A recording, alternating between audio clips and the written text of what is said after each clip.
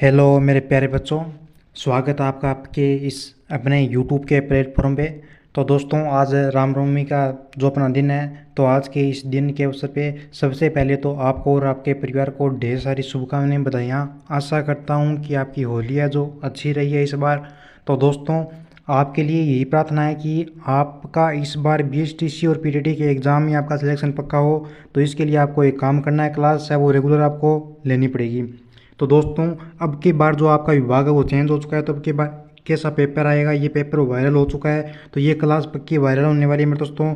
आप इनमें इस क्लास के अंदर से अगर आप 15 क्वेश्चन सही कर देते हो तब तो मान लेना कि आपकी तैयारी अच्छी है। अगर आपसे क्वेश्चन 15 सही नहीं होते हैं तो सोच लेना कि अभी आपको बहुत कुछ सीखना बाकी पड़ा है। तो फटाफट से सभी साथी वो एक बार सेशन को शेयर कर दीजिए। आज का पहला क्वेश्चन हमारे सामने यहाँ पे रहने वाला है, कौन सा। देखो दोस्तों पहला ही प्रश्न आपकी स्क्रीन के सामने बहुत ही शानदार प्रश्न पूछा गया है आपसे कि वीणा है हाथ में जिनके विग्रह का समास युक्त शब्द है। वीणा है जिनके हाथ में, किसके हाथ में मेरे दोस्तों, वीणा है जिनके हाथ में है, उस विग्रह का समास युक्त शब्द बताना है हमें। ऑप्शन आपके सामने चक्रपाणी, वीणापाणी, अग्निपाणी या शूलपाणी।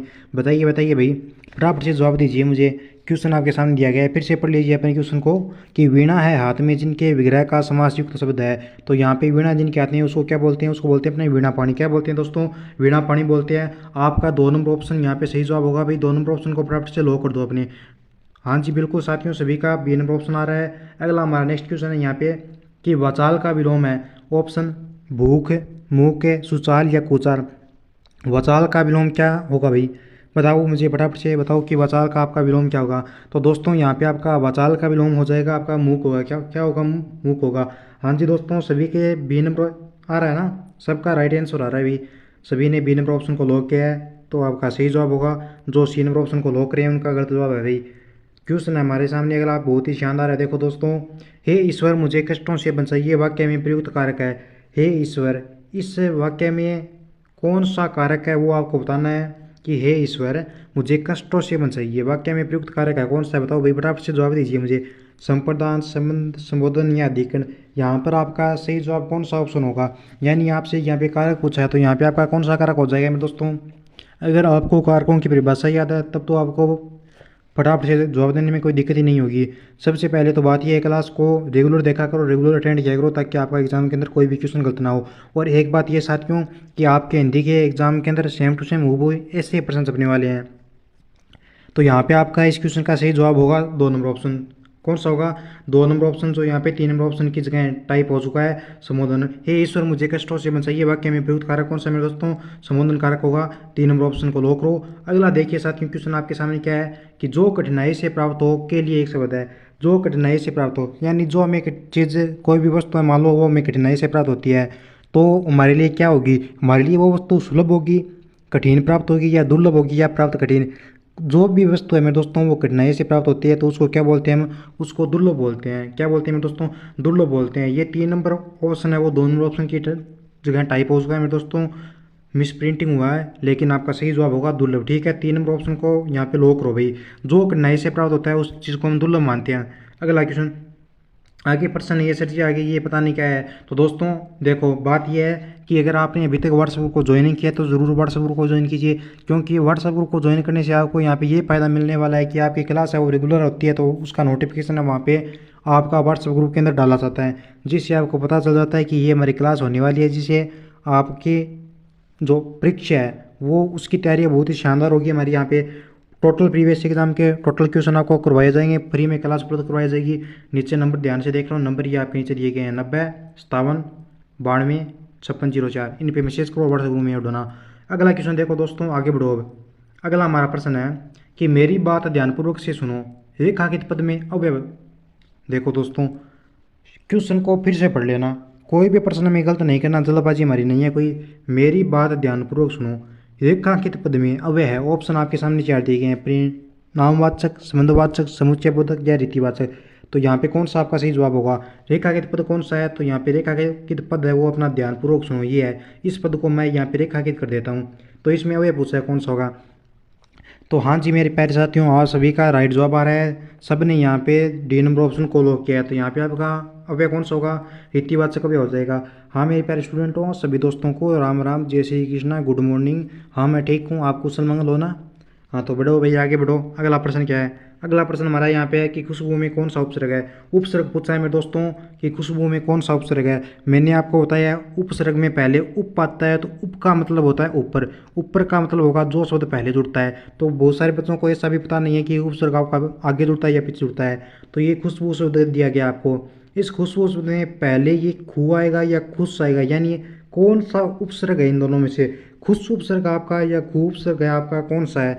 यहाँ पे आपके सामने चार ऑप्शन दिए गए हैं, तो फटाफट से लॉक करो भाई। यहाँ पे कौन से ऑप्शन को लॉक करूँ? सर जी अपने यहाँ पे आप कर दो 3 नंबर ऑप्शन को लॉक। हाँ जी दोस्तों, ये जवाब जिस भी बंदे ने दिया है उसने सही जवाब दिया है। यहाँ पे कौन सा होगा?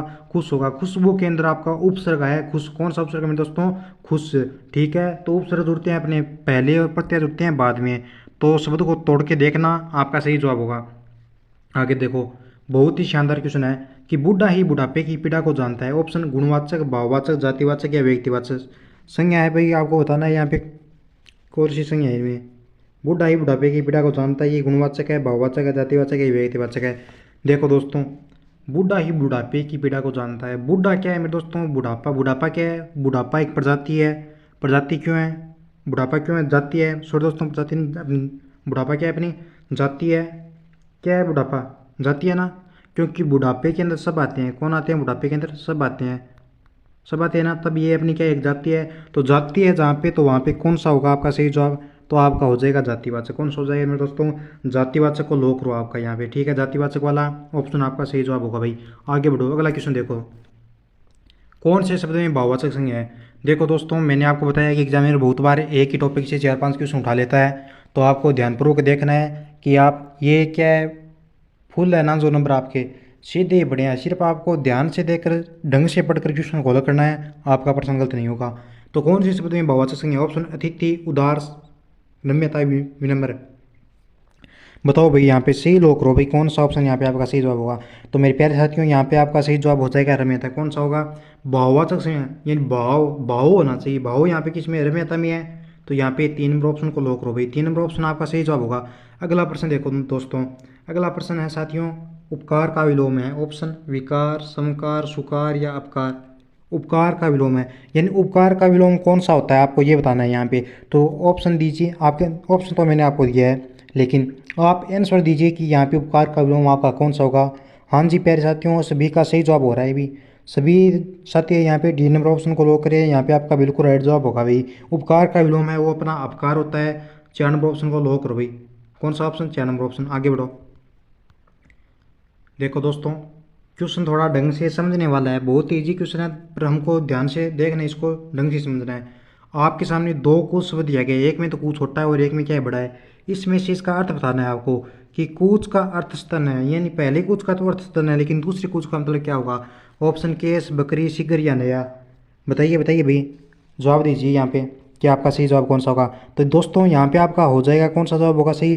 तो सर जी अपना यहाँ पे 1 नंबर ऑप्शन को लॉक करो। हाँ जी मेरे प्यारे साथियों, आपने 1 नंबर ऑप्शन को लॉक किया है, तो आपका बिल्कुल राइट जवाब होगा। जो साथी यहाँ पे सी नंबर ऑप्शन और डी नंबर ऑप्शन को लॉक करे ना, उनका गलत जवाब होगा भाई। हमको क्वेश्चन को क्या नहीं करना है? गलत नहीं करना है। इस क्वेश्चन को आप स्टार मार्क कर लो या अपनी नोटबुक में सेव कर लो, क्योंकि ऐसे क्वेश्चन बहुत बार आप भूल जाते हो दोस्तों। आगे बढ़ो, अगला प्रश्न देखो, मुझे किस प्रकार का सर्वनाम है? आपसे सर्वनाम पूछा है मेरे दोस्तों, मुझे किस प्रकार का सर्वनाम है? उत्तम पुरुष है, मध्यम पुरुष है, अन्य पुरुष है। यानी एक तो कोई बंदा क्या होता है? बात बोलता है। दूसरा क्या होता है? उसको सुनता है। एक बंदा दूसरे बंदे से बात बोलता है, दूसरा उसको सुनता है, बोलता है, 2 बंदे आपस में बात करते हैं, तीसरा बंदा जो उनकी बातों को सुनता है वो उसका क्या हो गया? अन्य बंदा हो गया। मध्यम जिसके द्वारा कही जा रही हैं बातें अपनी। तो यहाँ पे आपको बताना है कि कौन सा सर्वनाम है। तो यहाँ पे मुझे यानी आप खुद को मानो कि आप क्या बोल रहे हो? मुझे, यानी मुझे में कौन सा सर्वनाम है यहाँ पे? तो दोस्तों यहाँ पे मुझे में सर्वनाम होगा, वो होगा आपका उत्तम पुरुष। उत्तम पुरुष क्या होगा? मुझे आप खुद हो ना। उत्तम में कौन आते हैं? उत्तम के अंदर तो मैं आते हैं, खुद आते हैं। उत्तम के अंदर तो हम खुद आते हैं। तो इसने बोला यहाँ पे कि मुझे किस प्रकार का सर्वनाम है, तो ये आपका उत्तम पुरुष होगा। ठीक है दोस्तों, 1 नंबर ऑप्शन को लॉक करो भाई। आगे बढ़ो, अगला प्रश्न देखो साथियों, कौन सा शब्द शुद्ध है? शुद्ध शब्द पूछा है आपसे। यहाँ पे इंदिरा नाम है, वो आपको बताना है कि शुद्ध शब्द कैसा होगा। तो आपको सबसे पहले तो ध्यान ऐसा रखना है कि जब भी आप कोई चीज़ पढ़ो ना, तो उसको मात्रा के हिसाब से देखा करो कि इस शब्द के अंदर कौन सी मात्रा दी गई है अपने। यानी ये शब्द शुद्ध है वो कैसे लिखा जाता है। तो यहाँ पे कौन सा शब्द शुद्ध होगा दोस्तों में। तो यहाँ पे सर जी अपना शुद्ध शब्द है वो कैसे लिखा जाता है, तो मैं आपको बताता हूँ। तो सर जी अपने शुद्ध शब्द है वो ऐसे लिखा जाता है, ई आधा न पे डी और फिर रा, इंदिरा, ये शुद्ध शब्द है यहाँ पे। तो ये आपका 2 नंबर ऑप्शन में है भाई। यहाँ पे सभी साथी ने बी नंबर ऑप्शन को लॉक किया, तो आपका बिल्कुल राइट जवाब होगा भाई। आगे बढ़ो, अगला प्रश्न देखो। कौन सा शब्द शुद्ध है। उज्ज्वल आपके सामने शब्द है, उज्ज्वल जो आपके सामने ये शब्द दिया गया है, ये शुद्ध शब्द कौन सा है ये देखना आपको चारों ऑप्शनों में से। तो देखो दोस्तों, मैंने आपको कहा था कि एग्जाम में बहुत बार एक ही टॉपिक से बहुत सारे क्वेश्चन उठा लेता है। तो आपको हिंदी में एक तो सबसे बड़ा फायदा ये होता है, अगर आप अच्छे ढंग से पढ़ते हो तो, क्योंकि यहाँ पे अब विलोम शब्द आ गए, यहाँ पे शुद्ध और शब्द, यानी शुद्ध और शब्द ये बार बार पूछा जा रहा है और ये आपके क्वेश्चन क्या है, रिपीट हो रहा है। और आपको मैं ये भी बता देता हूँ कि ये आपका कौन से पेपर में रिपीट हुआ, कौन से मॉडल पेपर में, यानी BSTC का जो पिछले वर्षों में मॉडल पेपर हुआ था ना, उसमें ये क्वेश्चन क्या है मेरे दोस्तों, रिपीट हुआ है। कौन से में हुआ है, अभी पीछे क्वेश्चन ये रिपीट हो रहा है, बार बार हो रहा है, देख लेना आप, आगे भी आ सकता है आपका। तो कौन सा शब्द शुद्ध होगा यहाँ पे बताइए मुझे, बताइए। तो ये आपका है 2008 में BSTC का पेपर हुआ था 2008 में, उसमें ये क्वेश्चन आपका पूछा गया है। तो चांस है इस बार ये क्वेश्चन दोबारा पूछा जा सकता है। कौन सा शब्द शुद्ध है, तो यहाँ पे आपका सही जवाब होगा मेरे दोस्तों, आपका 3 नंबर ऑप्शन को लॉक करो भाई, उज्ज्वल, ये सही जवाब होगा। कौन सा, ये, ठीक है। कौन सा हो गया आपका सही जवाब, उज्ज्वल, 3 नंबर ऑप्शन को लॉक करो। देखिए साथियों, उज्ज्वल नाम कैसे लिखा जाता है, तो मैं आपको बता दूँ, 2 ज है वो अपने आधे आधे आती हैं, ठीक है, क्या आती हैं, 2 ज आधे आधे आती हैं, और अपना छोटा ऊ आता है, वो अपना सही शब्द उज्ज्वल होता है। अगला प्रश्न देखो, विद्या रूपी धन विग्रह का समासयुक्त शब्द है। विद्या रूपी जो धन है इसके विग्रह का, यानी ये जो विग्रह है इसका समासयुक्त शब्द बताना है आपको। कौन सा, ऑप्शन धन विद्या, विद्याधन, विधन या विधन, आपको सही ऑप्शन चूज करना है यहाँ पे, बताइए। जैसे विद्यालय, विद्या का आलय ऐसे बोलते हैं अपने, विद्यालय, तो उसी प्रकार आपको यहाँ पे बताना है। तो यहाँ पे आपका सही जवाब हो जाएगा मेरे प्यारे साथियों, यहाँ पे आपका 2 नंबर ऑप्शन को लॉक करो भाई, विद्याधन। विद्या रूपी धन क्या है, विद्याधन होता है। 2 नंबर ऑप्शन को लॉक किया आपने, सही जवाब है भाई, बिल्कुल। देखो दोस्तों, बहुत ही शानदार का सेशन आज का हमारा। लास्ट में कमेंट करके जरूर बताना कि आपके कितने क्वेश्चन सही होते हैं और क्लास आपको कैसे लगी। डिबिया में कौन सा प्रत्यय है, डिबिया, शब्द को तोड़ो और आंसर दो, ऑप्शन बी या।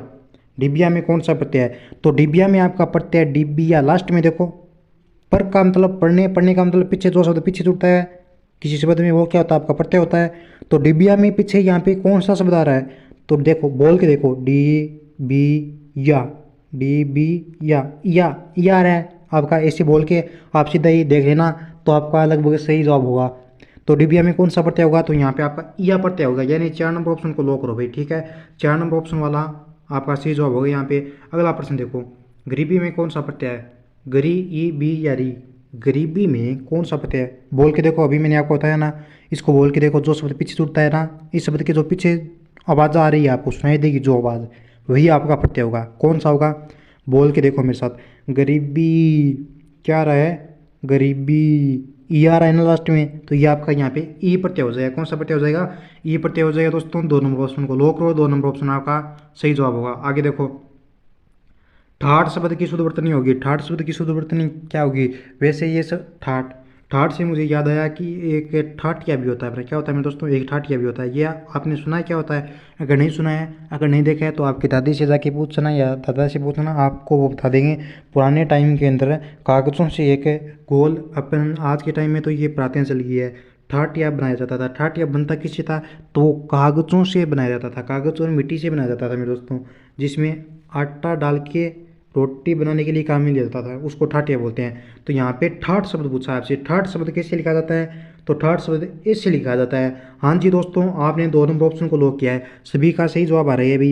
यहाँ पे एजाट ने सही जवाब दिया है, सभी ने एकदम सही जवाब दिया है। ये क्वेश्चन आप में से कोई भी बंदा ऐसा नहीं है जो इस क्वेश्चन को क्या किया है, गलत किया है। यही उम्मीद थी मेरी आपसे, यानी मेरा पढ़ाया आपको कुछ ना कुछ काम आ रहा है। निष्पक्ष शब्द का शुद्ध रूप होगा, किस शब्द का, निष्पक्ष शब्द का, निष्पक्ष शब्द का शुद्ध रूप होगा। निष्पक्ष शब्द कैसे लिखा जाता है बताइए मुझे, तो निष्पक्ष शब्द है वो लिखा जाएगा मेरे दोस्तों, आपका छोटी आएगी नी, फिर आएगा आधा क्या, 66 कोण, फिर आएगा पै पतंग और फिर आएगा अक्षय, पै पतंग और अक्षय, ऐसे लिखा जाता है। और ये किस ऑप्शन में, ये आपका 2 नंबर ऑप्शन में है। वेरी गुड साथियों, सभी ने सही जवाब दिया है, वेरी गुड वेरी गुड, बहुत अच्छा। आगे पढ़ो। गंगा यमुना में कौन सा समास है? मैंने यहाँ पे आपको कोई ऑप्शन नहीं दिया है, लेकिन फिर भी मैं आपको यहाँ पे ऑप्शन मेरी ओर से दे देता हूँ। मैंने यहाँ पे लिखा ही तो नहीं है कौन सा समास है। तो यहाँ पे आपके सामने चार ऑप्शन है: तत्पुरुष समास, द्वंद्व समास, कर्मधारय या द्विगु समास। गंगा यमुना में कौन सा समास है बताइए भी। इसकी परिभाषा नहीं बताऊंगा, क्योंकि इसकी परिभाषा है वो आपको नीचे कमेंट बॉक्स में बताना है। इसकी परिभाषा लिखिए कि कौन सी ये जो अपना समास है, मैं आपको बताऊंगा कि इसकी परिभाषा कौन सी है। साथ में सभी को तीन तीन उदाहरण खुद बनाने हैं, आपको बुक में से उठा के नहीं देखने हैं, खुद बना के कमेंट करके देखना है। फिर मैं आपका जवाब दूंगा कि आपने सही किया या गलत किया है। गंगा यमुना में कौन सा समास होगा? तो यहाँ पे आपका द्वंद्व समास होगा। कौन सा होगा? द्वंद्व समास। कौन सा हो जाएगा मेरे दोस्तों? द्वंद्व समास हो जाएगा गंगा यमुना में। आगे बढ़ो। नेक्स्ट आज का अंतिम क्वेश्चन आपका है कि निम्न में से अवगुण बोधक विशेषण है: क्रूर, ईमानदार, कोमल या ऊंचा। अवगुण कोई भी वस्तु के, कोई भी चीज़ के दो पहलू होते हैं। क्या होते हैं? दो पहलू होते हैं ना, दो पहलू। लाभ है वहाँ हानि भी है, अच्छा है वहाँ बुरा भी है। ये क्या अपने हर चीज़ के दो पहलू होते हैं मेरे दोस्तों। घाटा है वहाँ पे फायदा भी होता है। तो यहाँ पे आपसे पूछा है, गुण नहीं पूछा है, यहाँ पे इसका अवगुण पूछा है कि अवगुण बोधक विशेषण कौन सी है। तो अवगुण बोधक यहाँ पे आपकी विशेषण हो जाएगी क्रूर। कौन सी होगी? क्रूर होगी। हाँ जी मेरे प्यारे साथियों, आपने सभी दोस्तों ने यहाँ पे बहुत ही शानदार लाजवाब जवाब दिया है। सभी ने आज वास्तव में मुझे प्रसन्न कर दिया, क्योंकि आपका सेशन है बहुत ही शानदार है। और होली के अवसर पे आपने बहुत शानदार आज क्लास की शान की है मेरे दोस्तों, यानी बहुत अच्छा। आपने वाकई में घर पे जाके मेहनत किया है, तभी आपने ये सभी क्वेश्चन है वो सही किए हैं। बाकी क्वेश्चन सरल थे, लेकिन अगर पढ़ा नहीं है तो आप इन क्वेश्चनों को नहीं कर पाते, लेकिन आप पढ़ के आए हो इसलिए आपने सही किया है। तो दोस्तों बात यह है कि ग्रुप को जरूर ज्वाइन करना। अब मिलते हैं नेक्स्ट क्लास में, तब तक टाटा बाय, टेक केयर, जय हिंद जय भारत।